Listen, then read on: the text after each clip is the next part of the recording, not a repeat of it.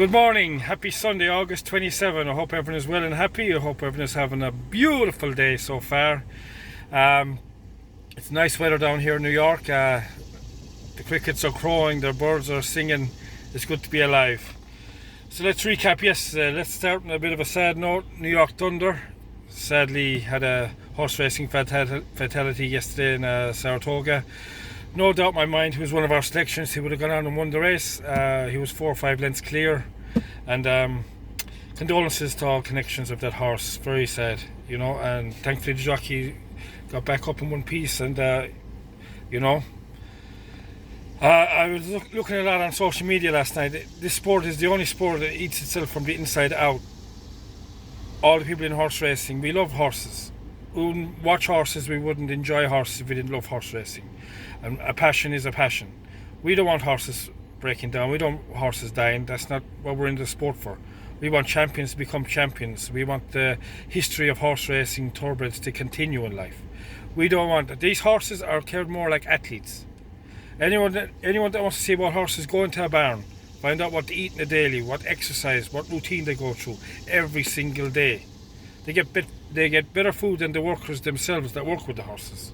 So in fairness, we like to criticise everything. It's the new generation. Criticise. And horse racing is going to stay around. You can forget about it. Nobody is going to stop horse racing. Because horse racing is part of history. It's what horses are bred to do, and it's what their life is. So New York Thunder, I'm sorry for connections. It was just another fatality there. And it's going to happen again. There's no point saying, if you get in a car today, you don't know if you're going to have an accident. This is the probability of life. You can't, if you want to stop everything, we might as well wrap ourselves up in polystyrene and walk around every day. There's upsides, there's downsides in everything in life. And horses, whatever it is about sport, always gets a bad rap. I love horse racing, it's my passion, it's what I live for. I love it. And nobody will tell me any other different, that these horses are not cared for. 100%. And they are. Happy horses win races, okay? And the athletes, more than horses, a lot of them. So let's, New York Thunder was going to win the race, sadly, and sadly broke down. And condolences to all connections of that horse. Very sad to see it. And you know what? It's always the good ones. That horse was going places, I guarantee you that. Dornash, on the other hand, in Monmouth Park, came second. I was looking at the results this morning and found out Kendrick Camouche was carrying 4 pounds overweight. Now, that for a betting punter, I didn't realise that till after the race. So, had that been the case, I don't think it would have been one of my selections. But anyway, let's go back in the race. Kendrick Camouche, I think, pressed the button too early and tired near the finish. He looked like a winner and then completely went out. He just got overtaken and came second. But 4 pounds overweight after I looked at the racing was disappointing, to be honest. I wish when they find these horses and somebody looks at the races beforehand that they try to keep it within the weights, because I'm betting for the weights. Weights is a very important betting aspect of horses if you're a gambler. And if a horse that you believe has the edge on weights and then find out is 4 pounds overweight, then that just negates your bet. So anyway, that was that. And then we had Tapit Trice in Saratoga. The blinkers added, looked like he was going to go places, but tired near the end. Arcangelo went on to win the race, and can't be disappointed. I thought Tapit Trice probably put his best race in without winning. The blinkers definitely made a big difference, and I think Jose Ortiz made a big difference. I got the show price 2-1, and I was very happy with that. 14-1, so I got 2-1. He came in third.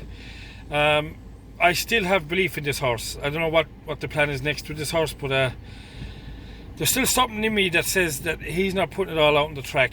And the blinkers added a bit of dimension to him. Forte, I don't know what happened to that horse. I watched the race umpteen times last night and just couldn't figure out what happened to Forte. And then we went to Del Mar yesterday. We had Anarchist. Did I not tell you guys yesterday this was the bet of the century? If you look back at my last video, I said this is the bet of the century, and it surely obliged. At 3.5 to 1, 7 to 2, have what you like on it, and ran very well. Ramon gave it a great ride, and I rode down my house last night. I had a nice, good bet in this. The bet of the century. I told you yesterday. Anyway, let's stop talking about yesterday. Let's get on with today, right? So we got a few selections today. We'll start in Saratoga. Race 10 in Saratoga. Malarachi. Very impressed with last race. Step up and trip should not be an issue here. Kendrick Kamoosh comes back from Monmouth Park to Saratoga to ride this horse. He rode it last time. So Mariachi, I expect it to do the business today. I got 9-4 this morning. I expect it to run very, very well today. Then in race 2 Saratoga, Timely Conquest. Let me tell you, this horse is 2 from 2. Johnny Velasquez, daughter of Accelerate. I cannot see this horse being beaten today. I cannot. I got even money this morning. I think it's a great bet. I think Johnny V is just going to stroll around in Saratoga and win this race easy. That's Timely Conquest, race 2 Saratoga. Then in Monmouth Park we have race 7, No Sense. He reopposes Speaking here. Speaking beat him last time at level weights. And No Sense gets a 3-pound pull in the weights, so he's carrying 3 pounds less than Speaking today. I watched the replay of the last race over and over again this morning, and I believe that No Sense gave a more sensible ride this time around, not being pushed to the front, because he was coming back at the end. Speaking was faltering at the end. He was coming back. He got a reburst of speed near the end of the race.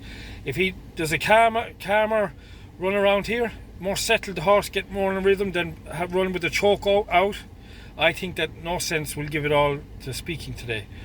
And Paco Lopez, the second coming of Jesus at Monmouth Park, is in the saddle today, so we have an upside of a good jockey as well. So No Sense, race 7 Monmouth Park. I got 5-2 this morning, and I believe will overturn the form with Speaking. Then in Delmar, race 9, Kirstenbosch. This horse runs here. Ran a very, very good race last time. Came 4th, but it was in a very, very tougher race than this. There's a very strong favourite in this race, Ida, for Bob Baffert. But my belief here is Kirstenbosch gets the same run as last time. I think the jockey was very easy on him in the last race. It was more of a tester, I believe. So if Kirstenbosch stays close to Ida here and runs very late on, he will beat Ida. Kirstenbosch, race 9, Delmar. I got 5-2 on this horse, and I look like it's going to be another winner for me today. Anyway, have a good Sunday, guys. God bless you all, and enjoy horse racing for what it is, you know. Ups and downs in every sport, but horse racing will still exist no matter what. Believe me it will. God bless you all. Have a great day.